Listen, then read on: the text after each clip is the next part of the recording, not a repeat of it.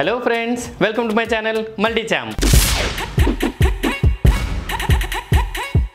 మన మల్టీ ఛాంప్లో ఇవాల్టి స్పెషల్ అందరికీ బాగా ఇష్టమైన వంకాయ మినపవడియాలతో కలగలుపు కర్రీ. అయితే ఈ కలగలుపు కూరని మరింత రుచికరంగా ఎలా తయారు చేసుకోవాలో చూసేద్దామా? అయితే మరింకెందుకు ఆలస్యం, క్విక్ అండ్ ఈజీ మెథడ్లో టేస్టీ కలగలుపు కర్రీని రెడీ చేసేసుకుందాం. ఈ టేస్టీ కర్రీ కోసం ముందుగా స్టవ్ మీద ఒక కడాయి పెట్టుకొని ఇందులో సుమారుగా ఒక 3 టీ స్పూన్స్ వరకు ఆయిల్ వేసుకుందాం. ఓకే, ఇలా వేసుకున్న తర్వాత ఆయిల్ కాస్త వేడెక్కిద్దాం. ఇలా ఆయిల్ కాస్త వేడెక్కింది ఫ్రెండ్స్. ఇప్పుడు ఇందులో గుప్పెడు వరకు మినపవడియాలు. ఓకే, ఈ సమ్మర్ కదండి, సమ్మర్లో ఇలా మినపవడియాలు పెట్టుకుంటే ఏంటంటే మనకి రైనీ సీజన్లో అదేనండి వర్షాకాలం గట్ట చక్కగా ఉంటాయి. అది కర్రీ కూడా సూపర్ అంటే సూపర్గా ఉంటుంది. ఆ ఫ్లేవర్ అనేది గుమగుమలాడుతూ అద్భుతంగా ఉంటుంది అనుకోండి. ఇప్పుడు మనం ఈ మినపవడియాలని స్టవ్ని లో టు మీడియం ఫ్లేమ్లో పెట్టుకొని ఈ విధంగా కలుపుతూ వేయించుకుందాం. చూసాగా ఫ్రెండ్స్, లైట్గా వేగే కదా, మరీ అయితే ఎక్కువ వేగక్కర్లేదు, లైట్గా వేగితే సరిపోతుంది. ఇప్పుడు ఇలా వేగిన తర్వాత వీటన్నింటినీ ఒక ప్లేట్లోకి తీసేసుకుందాం. ఇప్పుడు అదే ఆయిల్లో స్టవ్ని లో ఫ్లేమ్లో పెట్టుకొని ఓకే, ఇందులో 1/2 టీ స్పూన్ ఆవాలు అలాగే 1/2 టీ స్పూన్ వరకు జీలకర్ర వేసుకొని వీటిని కాస్త చెట్పట్లాడిద్దాం. చూసాగా ఫ్రెండ్స్, ఆవాలు జీలకర్ర చెట్పట్లాడే కదా. ఇప్పుడు జాగ్రత్తగా చూడండి, ఇందులో ఒక మీడియం సైజ్ బంగాళదుంప ఇలా చిన్న ముక్కలుగా తరుక్కోండి. అదేవిధంగా ఒక మీడియం సైజ్ ఉల్లిపాయ కూడా ఇలా సన్నగా తరిగేసుకోండి. ఈ రెండింటిని కలిపి వేసేసుకోండి ఒకసారి. ఓకే, ఈ కర్రీ చాలా సింపుల్గా అండ్ చాలా క్విక్గా అయిపోతుంది, అలాగని టేస్ట్ కూడా సూపర్గా ఉంటుంది అనుకోండి. ఓకే, ఈ రెండు వేసేసుకుందాం. ఇలా వేసుకున్న తర్వాత ఇప్పుడు ఇందులోనే జస్ట్ ఒక 1/2 టీ స్పూన్ వరకు, మరీ ఎక్కువ అక్కర్లేదు ఫ్రెండ్స్, 1/2 టీ స్పూన్ వరకు అల్లం వెల్లుల్లి పేస్ట్, 1/2 టీ స్పూన్ వరకు పసుపు ఇలా వేసుకొని వీటిని ఒకసారి బాగా కలిపేసుకుందాం. ఇలా కలుపుకున్నాం కదా. ఇప్పుడు స్టవ్ని మీడియం ఫ్లేమ్లో పెట్టుకొని మూత పెట్టుకొని బంగాళదుంపని కాస్త మగ్గనిద్దాం. చూడండి ఫ్రెండ్స్, చక్కగా ఒక 3 మినిట్స్లో బంగాళదుంపలు చక్కగా కలర్ మారి అదేవిధంగా చక్కగా వేగిపోయి చూసారా. అలాగే అల్లం వెల్లుల్లి పేస్ట్లో ఉన్న పచ్చివాసన కూడా పోయింది కదా. ఇప్పుడు జాగ్రత్తగా చూడండి, నేను చెప్పాను కదా క్విక్ అండ్ సింపుల్ మెథడ్లో చేసుకోవడం అనేది. అయితే దీంట్లో మీడియం సైజ్ కంటే కాస్త చిన్నవి టమాటోలు తీసుకొని ఇలా సన్నగా తరిగేసుకున్నాను.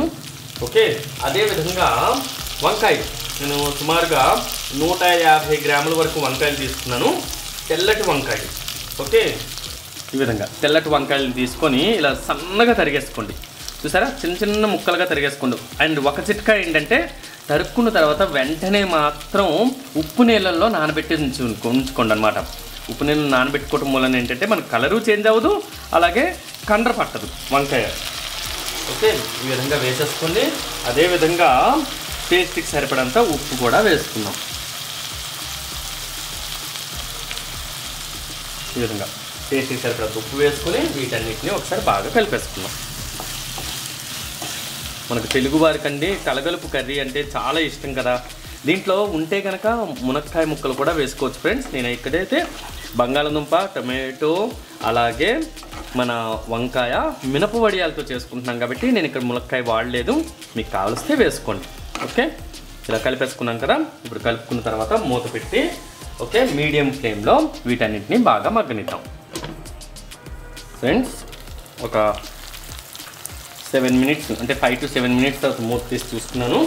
చూసారు కదా, చక్కగా టమాటాలు మగ్గిపోయి అలాగని మనకి వంకాయ ముక్కలు కూడా చక్కగా మగ్గాయి. మరి ముద్దగా అవనివ్వకండి, కలుపుతున్నప్పుడు కూడా లైట్గా ఇలా సుతారంగా. ఓకే, నేనైతే లో టు మీడియం ఫ్లేమ్లో అలా వేయించుకున్నాను, చక్కగా అయ్యాయి. చూసారా, నుజ్జుగా అయిపోయింది బంగాళదుంప. అలాగే బంగాళదుంప చక్కగా ఉడికింది, అలాగే టమాటా కూడా నుజ్జుగా అయింది, అలాగే వంకాయ కూడా చూడండి చక్కగా అయిపోయింది. ఓకే, ఒక టీ స్పూన్ వరకు కారం, 1/2 టీ స్పూన్ వరకు ధనియాల పొడి, 1/2 టీ స్పూన్ వరకు రోస్టెడ్ జీలకర్ర పొడి ఇలా వేసేసుకుందాం. వేసుకున్న తర్వాత ఒకసారి బాగా కలిపేసుకుందాం వీటన్నిటిని. ఇలా కలిపేసుకున్నాం కదా. ఇప్పుడు ఇందులో కాస్తంత వాటర్ పోసుకుందాం. ఓకే ఫ్రెండ్స్, మరి ఎక్కువైతే అక్కర్లేదు, ఇలా ఈ విధంగా కొంచెం వాటర్ పోసుకొని జస్ట్ ఇలా ఒకసారి కలిపేసి మూత పెట్టి మీడియం ఫ్లేమ్లో ఈ ఫ్లేవర్స్ అన్నీ ఇంగ్రీడియంట్స్ అన్నీ మన ముక్కలకి పట్టుకునేటట్టుగా కాసేపు మగ్గనిద్దాం. 3 మినిట్స్ తర్వాత మూత తీసి చూద్దాం. వావ్, గుమగుమలాడుతూ చాలా అంటే చాలా అద్దరిపోయే సువాసనతో నిండిపోయిందండి.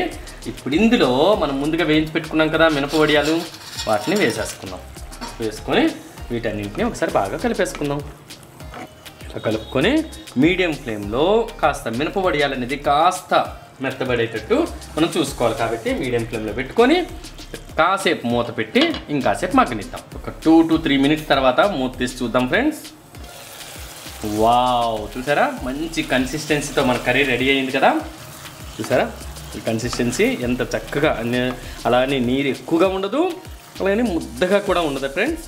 ఓకే, ఈ కన్సిస్టెన్సీ వచ్చిన తర్వాత మనం ఇప్పుడు చివరిగా కాస్తంత పచ్చి కరివేపాకు ఓకే ఉంటే మీరు కొత్తిమీర కూడా చల్లేసుకొని దించేసుకోండి. ఓకే, ఇలా కలిపేసుకున్న తర్వాత ఇప్పుడు మనం ఒక సర్వింగ్ బౌల్లోకి తీసుకొని హాట్గా సర్వ్ చేసేసుకోవచ్చు. వావ్, చూసాగా ఫ్రెండ్స్ ఎంతో ఈజీగా ఈ కలగలుపు కర్రీని రెడీ చేసుకున్నాం కదా. మరి మీరు కూడా ఈ కర్రీని తయారు చేసుకొని ఇంటిల్లిపాది వేడివేడి అన్నంలోకి సర్వ్ చేసుకొని హ్యాపీగా ఆస్వాదించండి. అలాగే మీరు ఈ కలగలుపు కూరని తయారు చేసుకున్నాక మీకు ఎలా కుదిరిందో కూడా మా కామెంట్ సెక్షన్లో తప్పకుండా తెలియజేయండి.